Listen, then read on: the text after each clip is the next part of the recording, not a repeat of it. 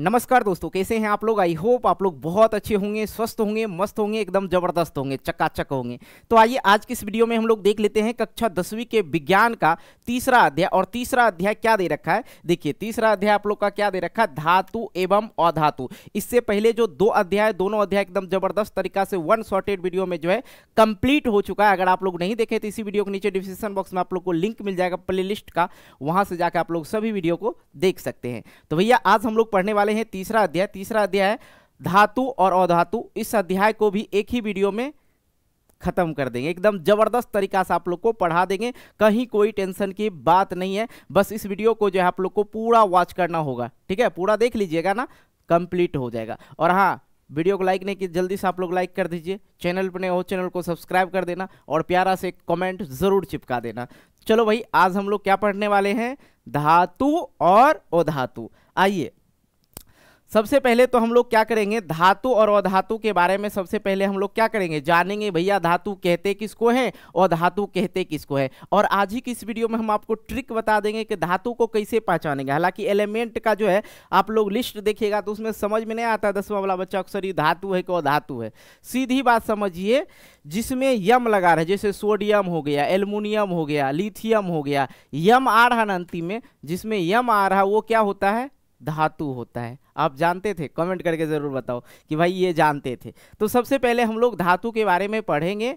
तो धातु क्या है, नहीं है, कैसे पहचानेंगे, उनके बारे में अच्छी तरह से जानना होगा। सबसे पहले हम धातु का जो है पाठ पुर्जा खोलेंगे, ठीक है। धातु वे पदार्थ जो कठोर, चमकीले, आघातवर्धक, तन्य, ध्वनिक और उष्मा तथा विद्युत के सुचालक होता है, उसे धातु कहते हैं। सर ये चीज तो समझ में नहीं आया। पहला चीज मैंने बोला कठोर होगा, धातु क्या होगा, कठोर होगा, ठीक है। उसके बाद ये क्या होगा, चमकीले होगा, इनका जो है कुछ ना कुछ अपना विशेष चमक होता है, ठीक है। आघातवर्धकता, ये क्या होगा, आघातवर्धकता होगा। और तन्य होगा, उसको खींचिएगा ना तो लमर जाएगा, समझ रहे हैं, धातु जब खींचिएगा तो लमर जाएगा। और उसको जब पीटिएगा ना, ऐसे कि जैसे पीटते हैं तो उसमें कुछ ना कुछ आवाज आएगा, ठीक है। और वो जो है उष्मा और विद्युत मतलब क्या, जैसे उसमें करंट दीजिएगा इस साइड से उस साइड चल जाएगा। मतलब बल्ब जोड़ते हैं ना, तार जो जोड़ते हैं ना यहाँ से वहाँ बल्ब जलाने के लिए, अरे भैया यहाँ से यहाँ जो बल्ब जोड़ते हैं, मान लिया जाए ये बल्ब है, ठीक है, ये कौन सा बल्ब है, चलो ये जो है बल्ब है, तो इसमें जो है ये जो तार रहता है ना, ये तार क्या होता है, धातु ही होता है। इसमें क्या होता है, धातु ही होता है। मतलब यहाँ से जो है विद्युत जो है यहाँ तक आता है, तब ना बल्ब जलता है। तो ये क्या हो गया, उष्मा और विद्युत का क्या होता है, सुचालक होता है। और सबसे जबरदस्त यही चीज आप लोग को याद रखना है। क्या याद रखना है कि धातु में उष्मा तथा विद्युत का क्या होता है, धातु जो है उष्मा तथा विद्युत का सुचालक होता है। क्या होता है, सुचालक होता है। यहाँ बैठे थे, इनको पता नहीं था इसलिए आ गया, ओके, कोई दिक्कत नहीं। तो ये जो क्या होता है, उष्मा तथा विद्युत का सुचालक होता है, ठीक है। उसे ही हम लोग क्या कहेंगे, धातु कहते हैं। जैसे कि आयरन हो गया, अब ये जो है अपवाद आता है, ठीक है, आयरन हो गया, कॉपर हो गया, ये सब थोड़ा अपवाद है, इसको याद रखिएगा। जैसे कि मैंने इससे पहले बताया आप लोग को कि धातु को पहचानने का तरीका जो है, सोडियम हो गया, एल्युमिनियम हो गया, लिथियम हो गया, बेरिलियम हो गया, ज्यादातर यम ही दिखेगा आपको, समझ जाइए वो धातु है। और आयरन और कॉपर जो है, सर ये धातु नहीं है, जी बिल्कुल ये धातु है, लेकिन कुछ कुछ अपवाद हो जाता है ना, तो वही अपवाद में आ जाता है। इसलिए मैंने यहाँ पे लिख दिया आयरन, कॉपर, एल्युमिनियम, इन सभी में उपयुक्त सभी गुण पाए जाते हैं, अतः उन्हें धातु कहते हैं। मतलब आयरन हो या कॉपर हो या एल्युमिनियम हो, कठोर होता है, चमकीला होता है, आघातवर्धक होता है और तन्य भी होता है, और ध्वनिक और उष्मा और विद्युत का ये सब सुचालक भी होता है। समझ गए, सुचालक किसको कहते हैं, विद्युत का सुचालक किसको कहते हैं। मान लिया जाए ये विद्युत का सुचालक है कि नहीं है, इसको जांच करने के लिए हम क्या करेंगे, यहाँ पे विद्युत का करंट जोड़ेंगे, तार जोड़ेंगे और यहाँ पे बल्ब लगाएंगे।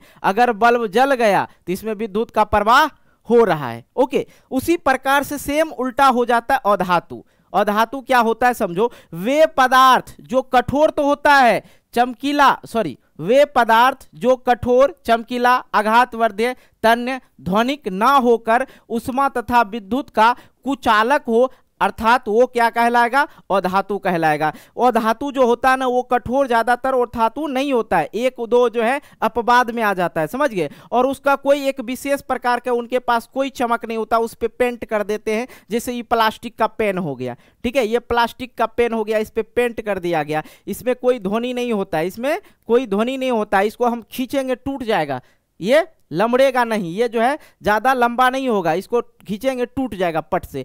और इसमें ध्वनिक भी नहीं होता, और अगर चाहे इसमें करंट जोड़ने के लिए, इधर बल्ब जलाने के लिए संभव है नहीं है, इसमें विद्युत का प्रवाह नहीं होगा। सीधी बात समझ में आ गया आप लोग को। जैसे कोयला हो गया, सल्फर हो गया, ऑक्सीजन हो गया, फास्फोरस हो गया, ये सब क्या है, अधातु है। आई होप ये चीज समझ में आया। नहीं आया तो फिर से एक बार और हम लोग समझ लेते हैं, ताकि आप लोग को पूरा का पूरा चीजें जो है आराम से दिमाग में घुस जाए, ठीक है। और घुस गया फिर निकलने का कोई नाम नहीं लेना है, ठीक है। धातु किसको कहते हैं, वे पदार्थ जो कठोर हो, चमकीले हो, आघातवर्ध हो और तन्य हो, ध्वनिक, जिससे ध्वनिक निकलता हो, कुछ ना कुछ आवाज निकलता हो, जिसे ठोकने पीटने पर आवाज निकलेगा, उष्मा और विद्युत का सुचालक हो, उसे हम लोग क्या कहेंगे सर, धातु कहेंगे। जैसे क्या हो गया, कॉपर हो गया, एल्युमिनियम हो गया, आयरन हो गया, ये सब क्या है, ये सब धातु है।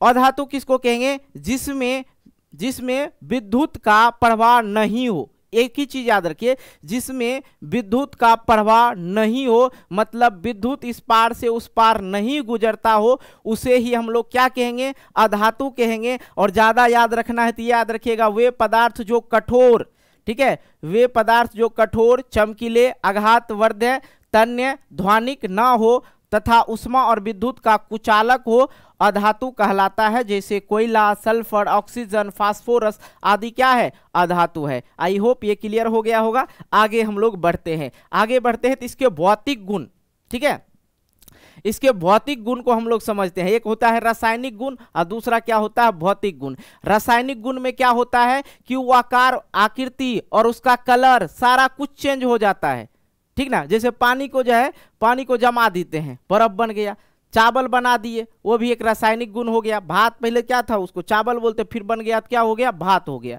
ठीक है। ये चीजें तो इसमें जो है ज्यादा कुछ चेंज नहीं होता। भौतिक मतलब फिजिकली रूप से, जैसे कि इस रिमोट को हम चाहेंगे तोड़ना या बदलना तो टूटेगा, इसका आकार बदल देंगे, ज्यादा से ज्यादा क्या करेंगे, आकार बदल देंगे, इससे ज्यादा तो कुछ नहीं होगा। रिमोट से हम मोबाइल तो नहीं बना लेंगे, है जी, नहीं ना। इसलिए भौतिक गुण और रासायनिक गुण समझ में आया। धातु के भौतिक गुणधर्म जो है क्या क्या है, आइए समझते हैं। चमक, जितने भी धातु होते हैं उनकी सतह जो होती है, उनकी सतह क्या होती है, चमकदार होती है। जैसे सोना हो गया, चांदी हो गया, लोहा हो गया, इसका जो है सतह देखिएगा तो एकदम चमकीला मिलेगा। दूसरी बात, कठोरता की अगर हम लोग बात करते हैं, धातु क्या होते हैं, कठोर होते हैं, ठीक है। धातु क्या होते हैं, कठोर होते हैं, जैसे लोहा, तांबा। लेकिन यहाँ पे कुछ वैसे भी धातु हैं जो मुलायम होते हैं, जिसे हम आसानी से चाकू से काट सकते हैं। प्रश्न पूछेगा वैसे धातु का नाम बताइए जो मुलायम होता है, तो आप कहिएगा लिथियम, सोडियम, पोटासियम, ये जो है क्या होता है, मुलायम होता है। इसको याद ही रख लीजिएगा आप लोग, ये याद ही रख लीजिएगा आप लोग। इलेक्ट्रॉन, ठीक है, धातु तत्व इलेक्ट्रॉन दाता होता है, और इलेक्ट्रॉन दाता होता है, जैसे कि सोडियम हो गया, मैग्नीशियम हो गया, ठीक है। ये जो है इलेक्ट्रॉन दाता का मतलब इलेक्ट्रॉन को त्याग देता है, ठीक है। अब कैसे त्यागता है हम आगे बताएंगे, यहाँ पे आप लोग को नहीं बताएंगे, ठीक है, आगे बताएंगे। अब बताओ सोडियम का परमाणु संख्या कितना, तो कहेंगे सर 11 होता है। इसके इलेक्ट्रॉनिक कॉन्फ़िगरेशन क्या होगा, 2, 8 और क्या होगा, 1 होगा। 2, 8, 2, 10, 1, 11 हो गया।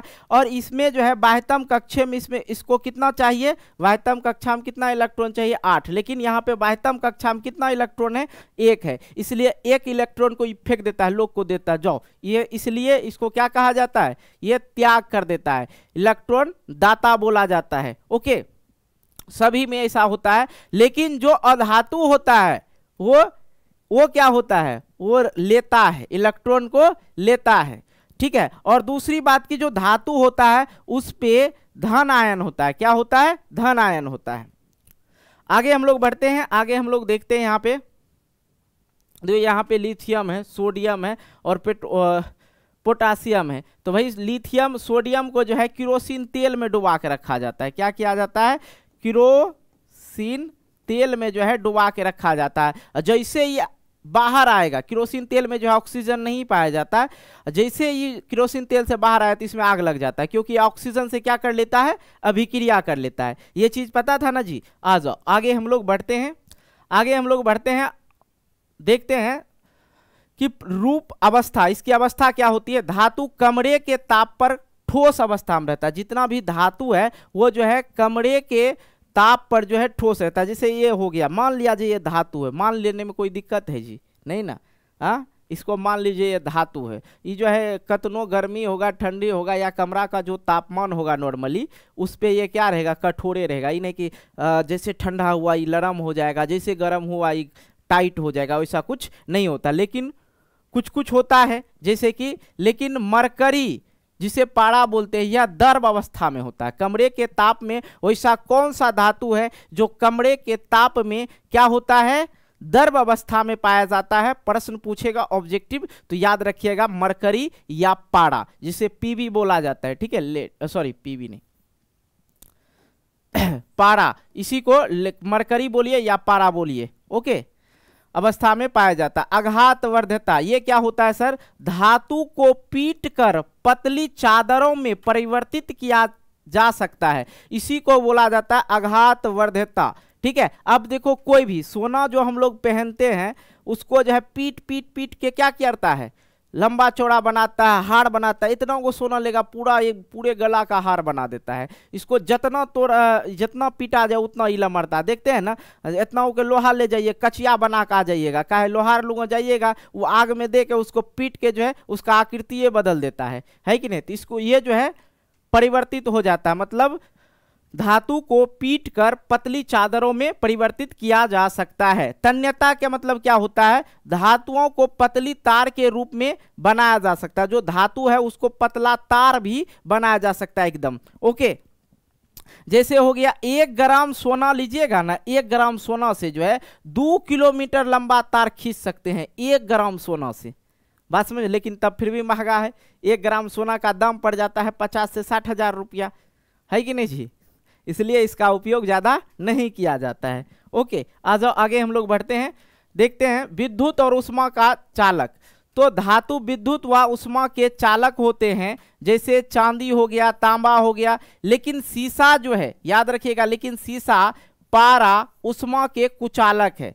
लेकिन सीसा और पारा जो है क्या है? उष्मा के कुचालक है। ओके, गलनांक, धातु गलनांक और घनत्व अधिक होता है। धातु का जो गलनांक है वो अधिक होता है और घनत्व भी इसका क्या होता है? अधिक होता है। लेकिन सोडियम पोटेशियम का गलनांक तथा घनत्व जो है क्या होता है? कम होता है। जो जो आपको अपवाद में आ रहा है उसको हम घेर देते हैं ताकि आप लोग याद रखिएगा। ओके, अब देखो ध्वनिक, एक धातु दूसरे धातु से टकराने पर आवाज करता है, नॉर्मल सी बात है। ऑक्साइड, धातुओं के ऑक्साइड क्षारक प्रवृत्ति के होते हैं। धातु जो होता है ऑक्साइड क्षारक प्रवृत्ति के होते हैं। कोई भी धातु को अगर ऑक्सीजन के संपर्क में रख दिया जाए तो उस पर क्या होता है कि परत चढ़ जाता है। क्या हो जाता है कि परत चढ़ जाता है, उसे धातु ऑक्साइड बोला जाता है। ओके, आगे हम लोग बढ़ते हैं, देखते हैं यहाँ पे अधातु के भौतिक गुणधर्म। क्या देखते हैं? अधातु के भौतिक गुणधर्म। आइए इसको समझते हैं। सेम उसी प्रकार से चमक की बात करें, अधातुओं में चमक नहीं होती है, जैसे कार्बन हो गया, कोयला हो गया। लेकिन आयोडीन में चमक होती है।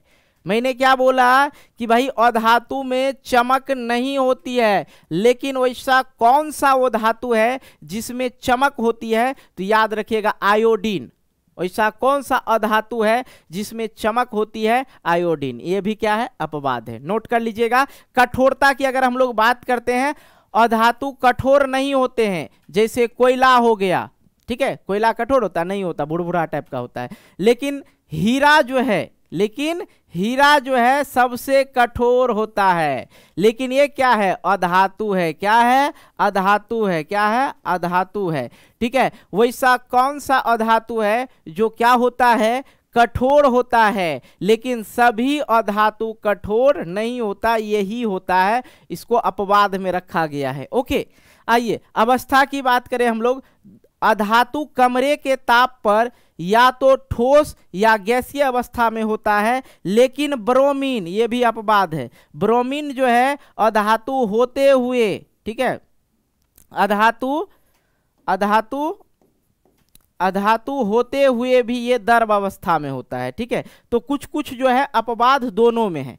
ठीक है, तो अपवाद वाला चीज जरूर याद रखिएगा, क्योंकि एग्जाम वगैरह में ज्यादातर अपवाद वाला पूछ देता है। जैसे कि वैसा कौन सा वो धातु है जो चमकीला होता है, आयोडीन। वैसा कौन सा अधातु होता है जो कठोर होता है, तो क्या बोलेंगे सर, हीरा। ठीक है, वैसा कौन सा अधातु है जो कमरे के ताप में द्रव अवस्था में पाया जाता है, वो कौन सा है आपका, ब्रोमीन। आगे इधर मैंने आप लोग को बताया कि धातु जो है विद्युत व उष्मा के चालक होते हैं, लेकिन यहाँ पे जो है सीसा ये धातु है, पारा भी धातु है जो उष्मा का कुचालक होता है। ठीक है, अब देखो गलनांक की बात करें, धातु का गलनांक और घनत्व अधिक होता है, लेकिन सोडियम और पोटेशियम का जो है गलनांक तथा घनत्व जो है क्या होता है, कम होता है। ओके, सबका अलग अलग करके मैं बता दिया हूं, तो इसलिए आप लोग को कहीं कोई दिक्कत नहीं होना चाहिए।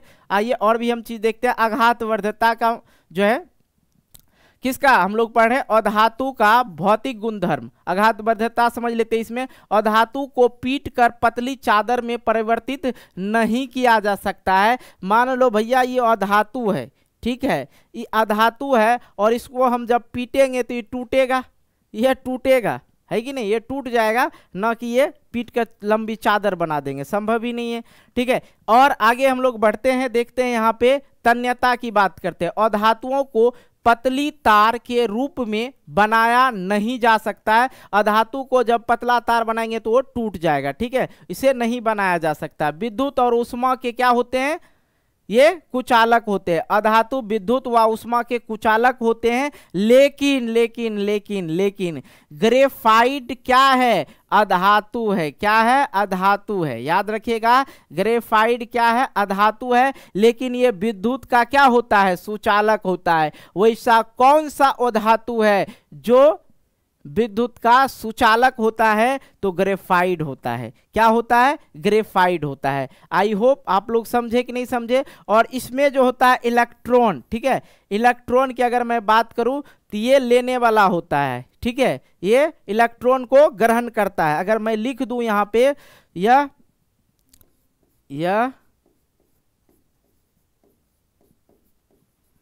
इलेक्ट्रॉन को ग्रहण करता है, और मैंने धातु में बताया यह इलेक्ट्रॉन को त्याग करता है। ओके, कोई दिक्कत जी, समझने में समस्या, प्रॉब्लम नहीं ना। आ जाओ भाई,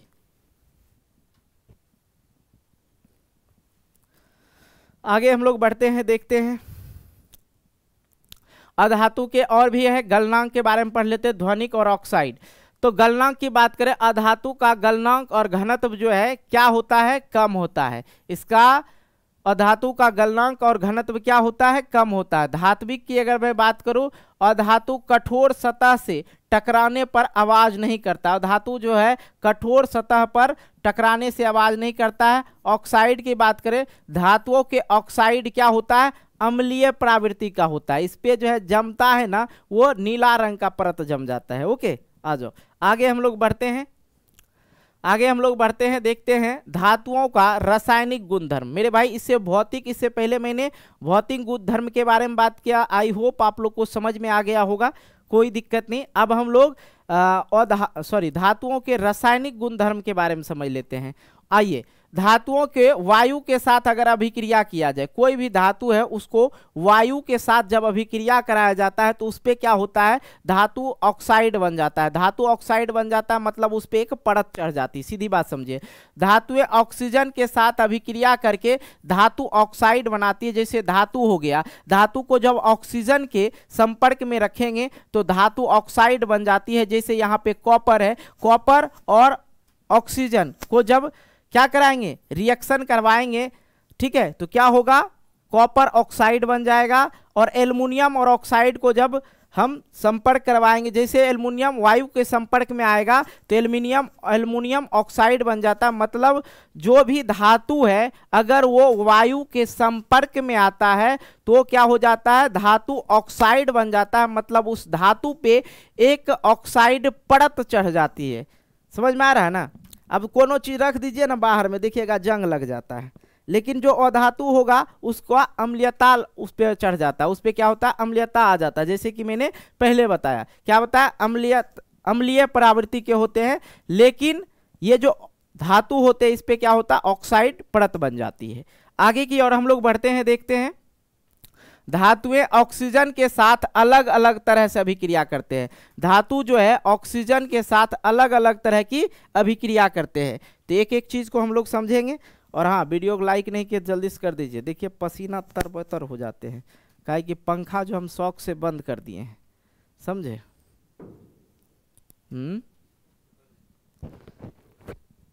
ना होगा लगता है, यही वाला प्लग खोल के वो लगा देना होगा, ये कंप्यूटर वाला। ओके, बैठ के नहीं तो फिर फेस आएगा। इधर कहाँ पे लगा, हाँ खोल लीजिए।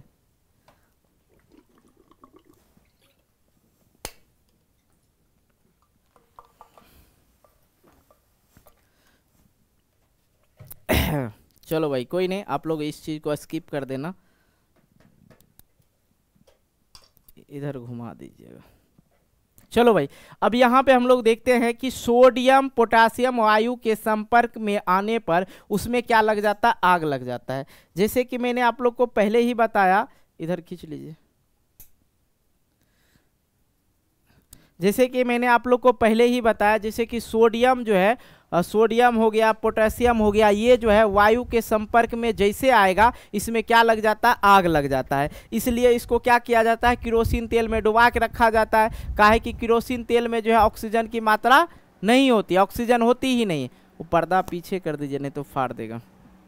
आइए आगे देखिए, मैग्नीशियम, एल्युमिनियम, जिंक, लेड, पीवी, ये सभी वायु के साथ धीरे धीरे अभिक्रिया करते हैं और इन धातु पर ऑक्साइड की परत जो है धीरे धीरे चढ़ जाती है। जैसे फेरस हो गया, वायु में गर्म करने पर कोई अभिक्रिया नहीं करता है, लेकिन लोहा का अगर चूर्ण को गर्म करते हैं तो उस पर तेजी से जलने लगता है।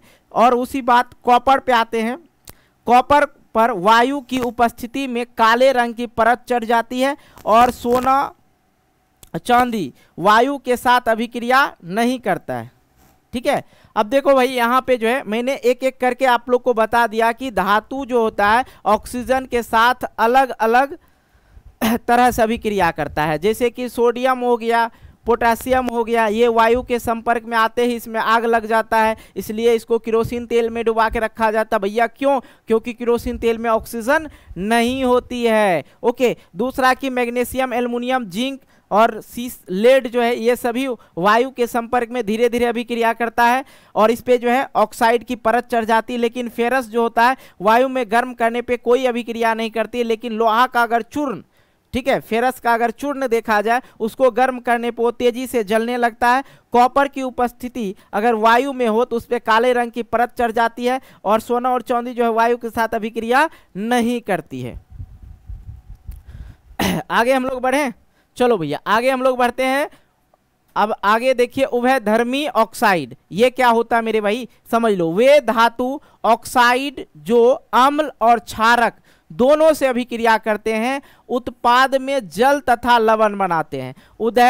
उभयधर्मी ऑक्साइड किसको कहते हैं? वे धातु जो अम्ल और क्षारक दोनों के साथ अभिक्रिया करते हैं और उत्पाद में वो क्या देते हैं, उत्पाद में क्या देते हैं, जल और लवण बनाते हैं। जैसे कि मैंने बताया था आप लोग को, ये जो साइड रहता है, ये साइड जो है क्या कहलाता है, अभिकारक कहलाता है। क्या कहलाता है? अभिकारक। ठीक है, और ये साइड जो आप लोग का क्या इधर जो बन के जो निकलता है वो क्या हो गया, उत्पाद। ये क्या हो गया, उत्पाद हो गया। ओके, तो यहाँ पे देखो, जब एल्युमिनियम ऑक्साइड को लवण की, अम्ल की बात हो रही, अम्ल मतलब हाइड्रोक्लोरिक अम्ल, ठीक है, अम्ल मतलब हाइड्रोक्लोरिक अम्ल को समझ में आ रहा है आप लोग को? जब एल्युमिनियम ऑक्साइड को अम्ल के संपर्क में लाया जाता है या उसमें अभिक्रिया करवाया जाता है तो क्या होता है, ये जो है एल्युमिनियम क्लोराइड और क्या H2O, मतलब H2O का मतलब क्या हो गया, जल। ये क्या हो गया, जल, और ये क्या हो गया, एल्युमिनियम क्लोराइड क्या हो गया, लवण हो गया। ओके, अब देखो एल्युमिनियम ऑक्साइड को यहाँ पे है NaOH, मतलब सोडियम हाइड्रोक्साइड को जब अभिक्रिया कराया जाता है, एल्युमिनियम ऑक्साइड से सोडियम हाइड्रोक्साइड का जब अभिक्रिया करवाया जाता है तो यहाँ पे जो है ये क्या बनाता है, लवण बनाता है। ये क्या बना जाता है, लवण बन जाता है, और इधर क्या करता है, ये जल बनाता है। सीधी सी बात समझिए, वे धातु ऑक्साइड जो अम्ल और क्षारक दोनों से अभिक्रिया करते हैं, उत्पाद में जल और लवण का निर्माण करते हैं। लेकिन एक चीजें याद रखनी है, एक सांद्र अम्ल होता है, एक तनु अम्ल होता है। तो तनु अम्ल ही यहाँ पे है, ये सब जो है तनु अम्ल होता है। तो अगर मैं बात करूं तनु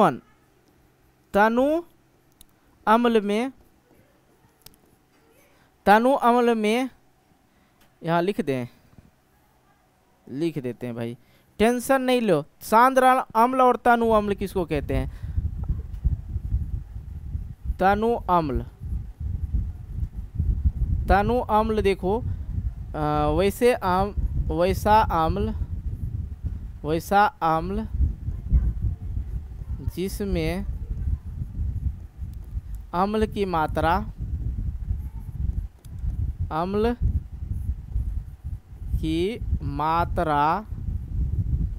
कम हो तथा पानी की मात्रा अधिक हो उसे ही क्या कहते हैं, तनु अम्ल। अब अगर बात करें तनु अम्ल, वो भी लिख देते हैं ताकि आप लोग आप लोग को ये नोट कर लेना है। सांद्र अम्ल समझिएगा, इसमें क्या होता है, वैसा अम्ल जिसमें अम्ल की मात्रा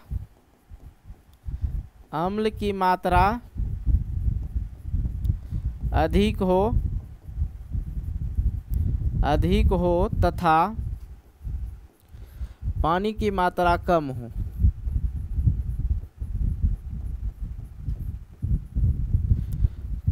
अम्ल किसको कहते हैं, एसिड। इससे पहले वाला अध्याय पढ़ाए थे अम्ल क्षारक। ओके, कहीं कोई दिक्कत नहीं। आइए आगे हम लोग बढ़ते हैं।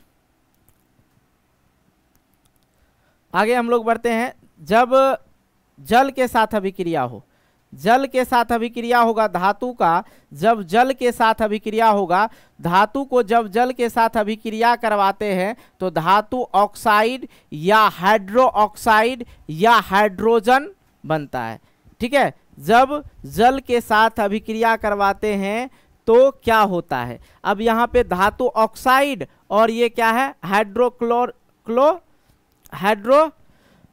ऑक्साइड और हाइड्रोजन का निर्माण करता है। समझिएगा एक एक चीज को, जो कम अभिक्रियाशील धातु होते हैं वो धातु ऑक्साइड बनाता है, जो अधिक अभिक्रियाशील धातु होते हैं वो हाइड्रो ऑक्साइड बनाता है। तो यहाँ पे हम लिख दें कम अभिक्रियाशील धातु।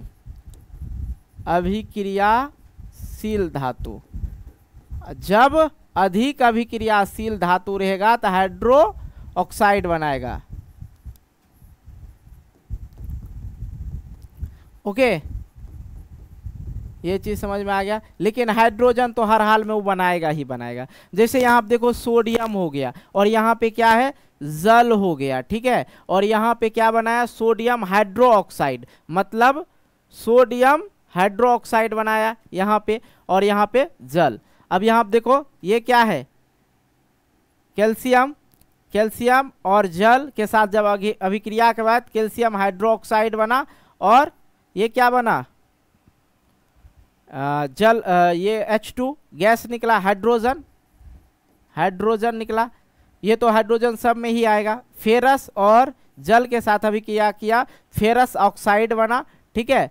और ये क्या हुआ, ये तो हाइड्रोजन बना। ओके, कहीं कोई दिक्कत नहीं। आगे हम लोग बढ़ते हैं, आगे देखते हैं अलग अलग धातु जल को अलग अलग अवस्था के साथ अभिक्रिया करते हैं। अलग अलग धातु जो होता है, अलग अलग जो धातु होते हैं जल के साथ अलग अलग अवस्था में जो है अभिक्रिया करते हैं। कोई ठंडा में तो कोई गर्म में करता है। जैसे सोडियम हो गया, सोडियम पोटेशियम कैल्शियम ठंडे पानी के साथ अभिक्रिया करते हैं, लेकिन एल्युमिनियम हो गया, फेरस हो गया, जिंक हो गया, जल वाष्प के साथ अभिक्रिया करते हैं। जल वाष्प समझते हैं, जैसे ठंडा गर्म पानी करते हैं ना तो भाप निकलता है, उसी को जल वाष्प बोला जाता है। मैग्नीशियम हो गया, गर्म जल के साथ अभिक्रिया करता है। कैल्शियम मैग्नीशियम अभिक्रिया के दौरान जब कैल्शियम और मैग्नीशियम का अभिक्रिया होता है उस दौरान क्या होता है, जल की सतह आ जाता है, उस पर क्या होता है, जल की सतह आ जाता है। जैसे मैग्नीशियम की बात करें, मैग्नीशियम और ऑक्सीजन जब अभिक्रिया करता है,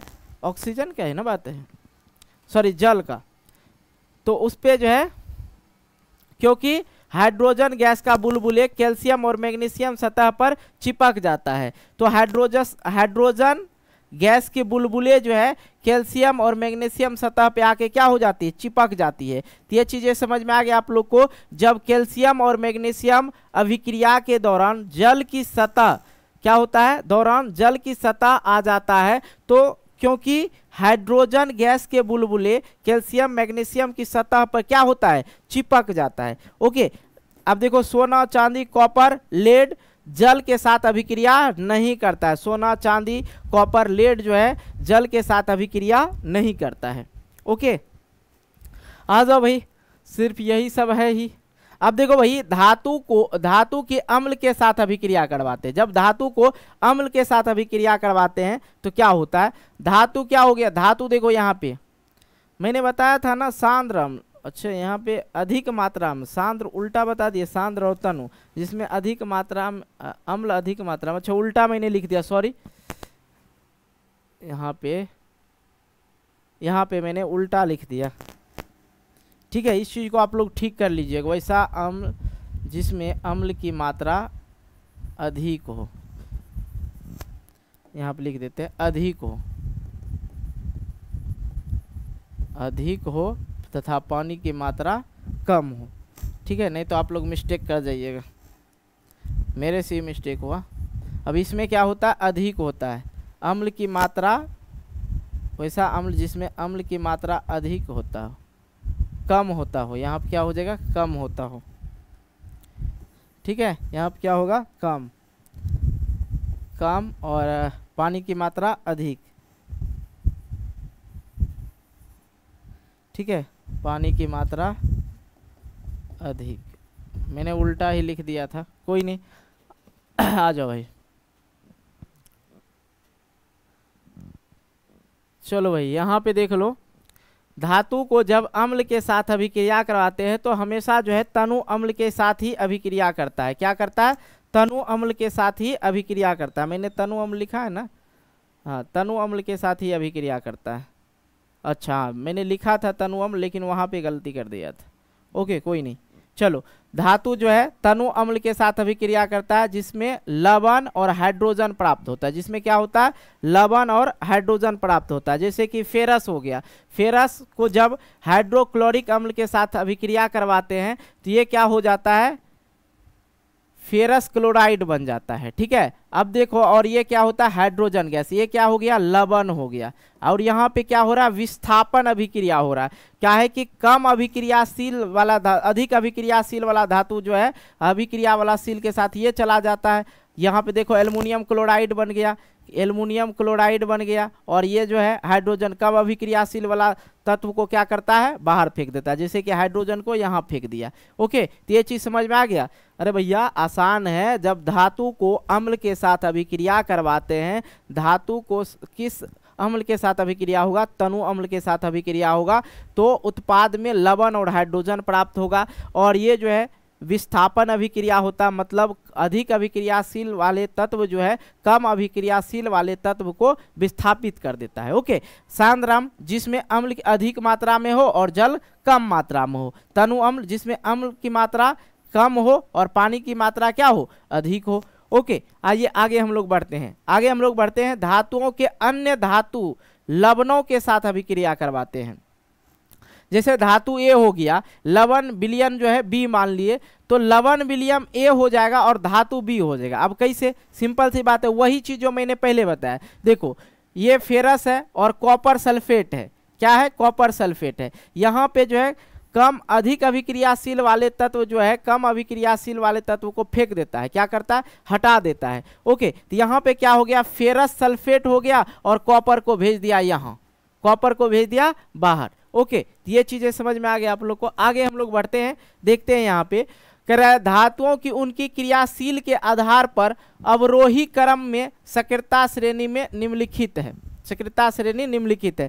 जो अधिक अभिक्रियाशील वाले तत्व है उसको ऊपर रखते गए, धीरे धीरे कम अभिक्रियाशील वाले तत्व को जो है उसको नीचे लिखते गए। जैसे सबसे अधिक की अगर मैं बात करूं क्रियाशील वाले, पोटेशियम हो गया, सोडियम हो गया, कैल्शियम हो गया, मैग्नीशियम हो गया, एल्युमिनियम हो गया, जिंक हो गया, आयरन हो गया, लेड हो गया, हाइड्रोजन हो गया, कॉपर हो गया, मरकरी हो गया, सिल्वर हो गया, गोल्ड हो गया। तो इतना ही मैंने लिखा। अब ये सक्रियता श्रेणी जो है सक्रियता श्रेणी में रखा जाता है, मतलब समझ में आ गया आप लोग को।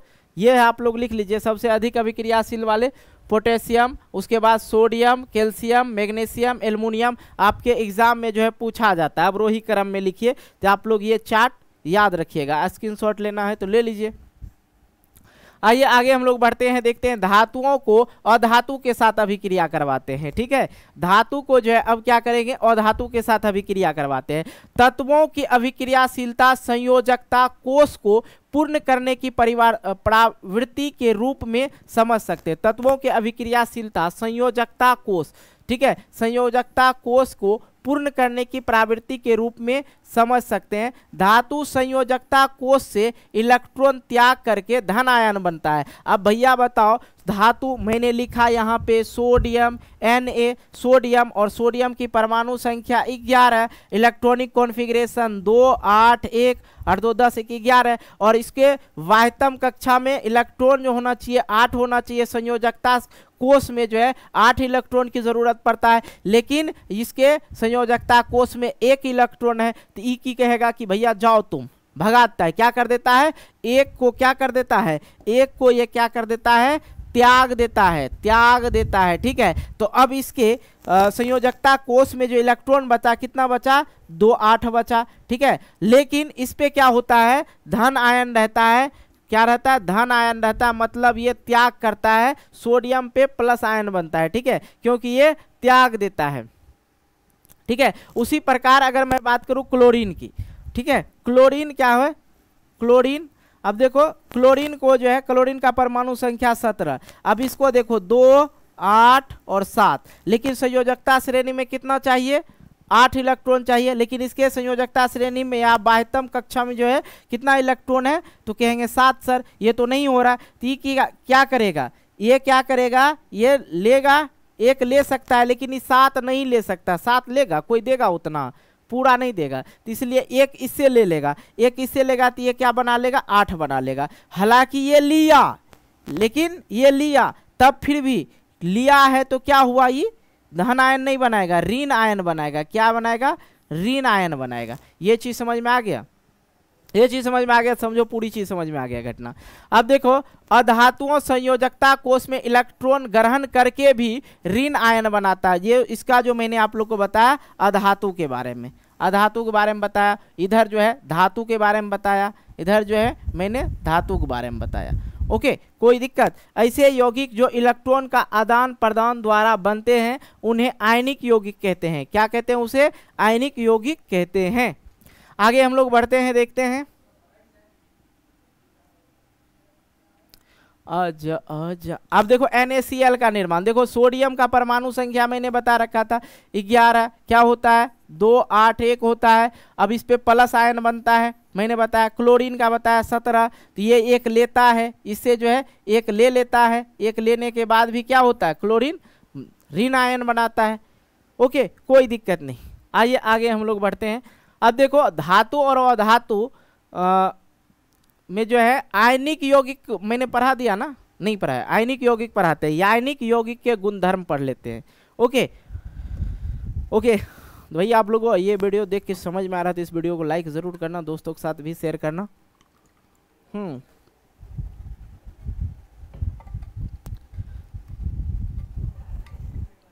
चलो भाई, भौतिक प्राकृतिक जो आयनिक यौगिक होते हैं या ठोस, कठोर और भूंगड़ होते हैं। ठीक है, जब देखिएगा कांचा वाला गोली को तोड़िएगा ना तो उसमें भुरभुरा टाइप का, मतलब एक मतलब बहुत सारे छोटे छोटे से कण से मिलकर जो बना होता है, उसको तोड़ने पे भंगुर, ठीक है, भंगुर होता है वो।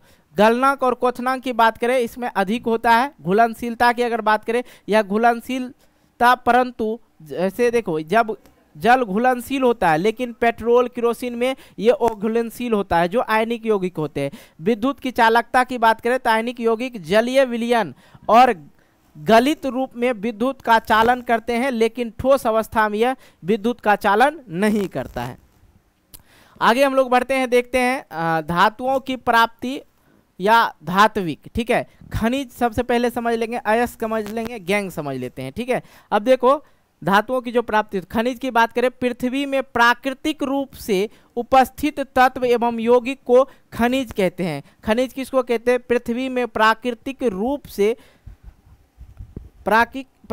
रूप से उपस्थित तत्वों को खनिज कहते हैं। क्या कहते हैं? खनिज कहते हैं। अयस्क की हम लोग बात करते हैं, वे खनिज जिसमें धातु अधिक मात्रा में पाया जाता है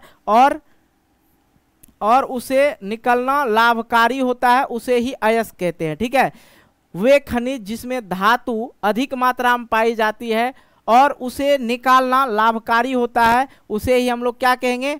अयस्क कहते हैं। गैंग, अब ये क्या होता है गैंग? वो वाला गेम मत समझिएगा, 10 गो लड़का वाला गैंग नहीं, वो नहीं समझना है। ओके, क्या समझना है सर? पृथ्वी से निकाले गए अयस्कों में रेत, मिट्टी आदि जैसे अशुद्धियां पाई जाती है, जिन्हें हम क्या कहते हैं? गैंग कहते हैं। क्या कहते हैं? गैंग कहते हैं। आगे हम लोग बढ़ते हैं, धातुओं की प्राप्ति। अयस्कों को समृद्धिकरण मतलब उसको छाना जाता है, निष्कर्षण किया जाता है और परिष्करण किया जाता है। धातु का प्राप्ति तब होता है, ये तीनों विधि के बाद। ओके, आ जाओ भाई, अगले पृष्ठ पे हम लोग समझते हैं कि अयस्कों का समृद्धिकरण क्या होता है। समृद्धिकरण क्या होता है? अनेक विधियों द्वारा यह किया जाता है। समृद्धिकरण क्या किया जाता है? अनेक विधि द्वारा, जैसे पानी से साफ कर, छान कर, रसायन का उपयोग करके, चुंबक का उपयोग करके अयस्क को जो है समृद्धिकरण किया जाता है। आगे हम समझते हैं इसी पेज पे, अब यहाँ पे आ गया भाई धातु का निष्कर्षण। धातु का निष्कर्षण जो होता है, अब जो अधिक अभिक्रियाशील वाले तत्व है, जो अधिक अभिक्रियाशील वाले तत्व है, जो कम अभिक्रियाशील वाले तत्व है, ठीक है, जो मध्यम क्रियाशील वाले तत्व है, इसके बारे में समझ लीजिए। पहले धातुओं का निष्कर्षण कैसे होता है? तो जो अधिक अभिक्रियाशील वाले तत्व जो होते हैं, ठीक है, जो अधिक क्रियाशील वाले तत्व होते हैं, उसको हम ऊपर में लिखे हैं, वो उसमें जो है स्वतंत्र रूप से नहीं मिलता है। स्वतंत्र रूप से वो नहीं मिलता, उसमें क्या करना पड़ता है? विद्युत अपघटन करना पड़ता है। विद्युत अपघटन आपको पढ़ा चुके हैं दूसरा अध्याय, ठीक है। अगर जो माध्यम क्रियाशील जो तत्व होते हैं, उसमें कार्बन द्वारा अपचयन होता है, और जो कम क्रियाशील वाले तत्व है वो स्वतंत्र रूप से पाई जाती है, वो स्वतंत्र रूप से पाई जाती है। इसमें ज़्यादा कुछ करने की ज़रूरत नहीं होती है, ठीक है। धातुओं का निष्कर्षण ऐसे किया जाता है। आगे हम लोग समझते हैं अधिक क्रियाशील धातुओं का निष्कर्षण कैसे होता है। सर यहाँ तो बता दिया आपने, विद्युत अपघटन के वजह से, लेकिन कैसे? अब समझिएगा, यहाँ पे ये है एनोड।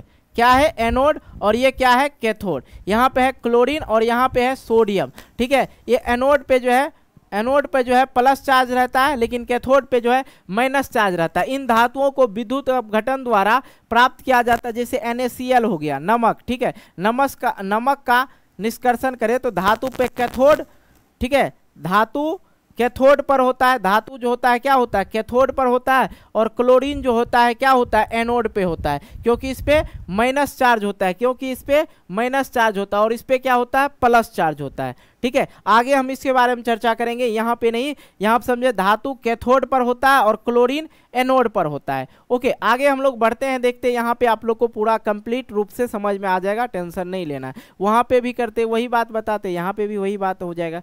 अब जाओ, यहाँ पे अधातुओं से अपद्रव्य को हटाने के लिए सबसे पहले उपयोगी विधि विद्युत अपघटन परिष्करण है। जब विद्युत धारा प्रवाहित होगा तो अशुद्ध धातु अपघट्य जैसे कॉपर सल्फेट में घुलने लगेगा। ठीक है, यहाँ पे देखो, यहाँ पे क्या दे दिए, कॉपर। ठीक है, यहाँ पे क्या है, कॉपर, और इस पे प्लस चार्ज, 2 प्लस चार्ज है, मतलब इस पे अधिक अम्लीय है, सीधी बात समझ लो। अब यहाँ पे ये जो है कैथोड है, ना ना ना ना ना ना, ना मेरे भाई, एनोड है ना, एनोड।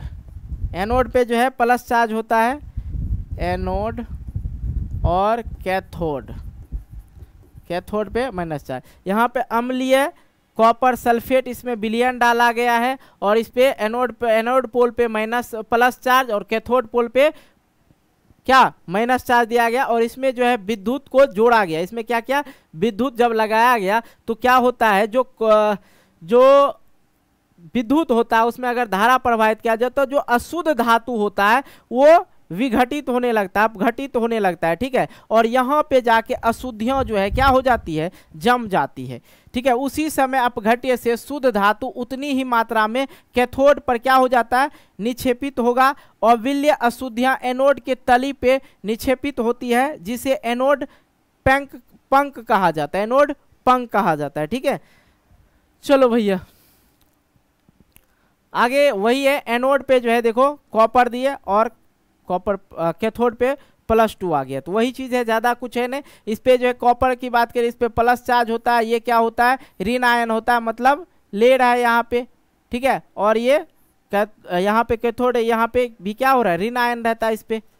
ओके, ये कॉपर हो गया, इसमें ज़्यादा कुछ समझाने वाला चीज़ है नहीं। ठीक है, इसलिए मैं यहाँ पे स्किप कर रहा हूँ, ज़्यादा आप लोग यहाँ पे दिमाग लगाओ नहीं, है कि नहीं, यहाँ पे दिमाग लगाने की ज़रूरत नहीं है, ये आपका प्रयोग में जो है दे रखा है, ज़्यादा कुछ नहीं। जो मैंने यहाँ बताया वही चीज़ आप लोग को याद रखना, ज़्यादा कुछ है नहीं।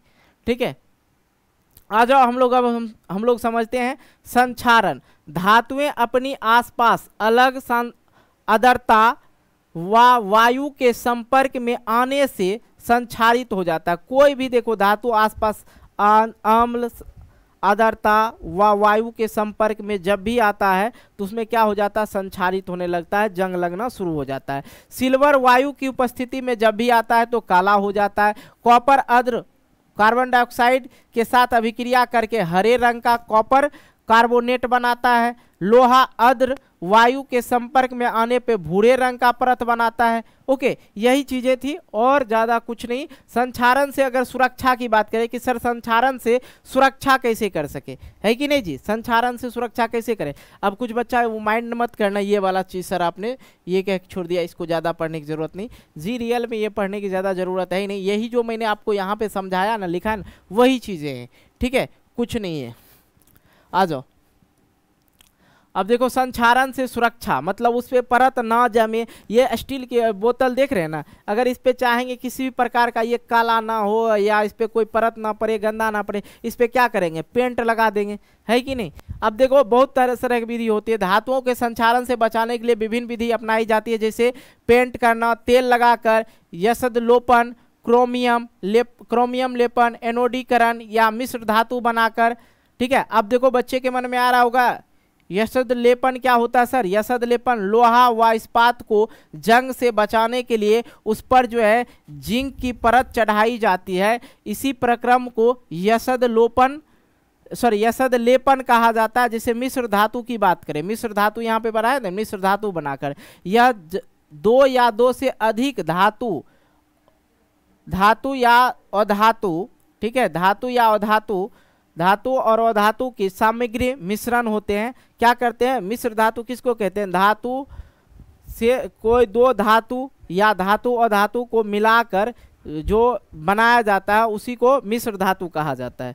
जो धातु का निर्माण किया जाता है मिश्र धातु होता है। तो उस तरह का बर्तन बनाया जाता है। जैसे लोहा हो गया, लोहा में जो लोहा प्लस कार्बन जो है, कार्बन की मात्रा देखो 0.5, ये कठोर होता है। इस्पात की बात करें, लोहा प्लस निकेल क्रोमियम विधि से होता है। जिंक, कॉपर, जिंक, पीतल में क्या होता है, कॉपर और जिंक होता है।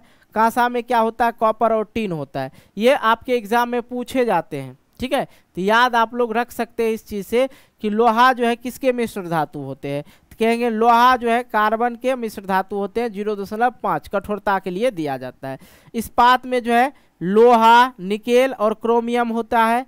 पीतल में जो है कॉपर और जिंक होता है। कांसा में जो है कॉपर और टीन होता है। ये पूछा जाता है आपके एग्जाम में। ओके, तो आई होप ये क्लियर हो गया होगा, कहीं कोई दिक्कत नहीं।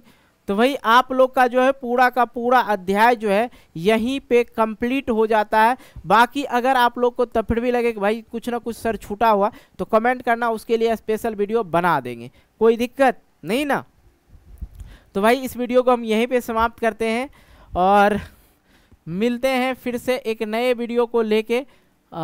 तब तक के लिए बाय बाय, जय हिंद, जय भारत, टेक केयर।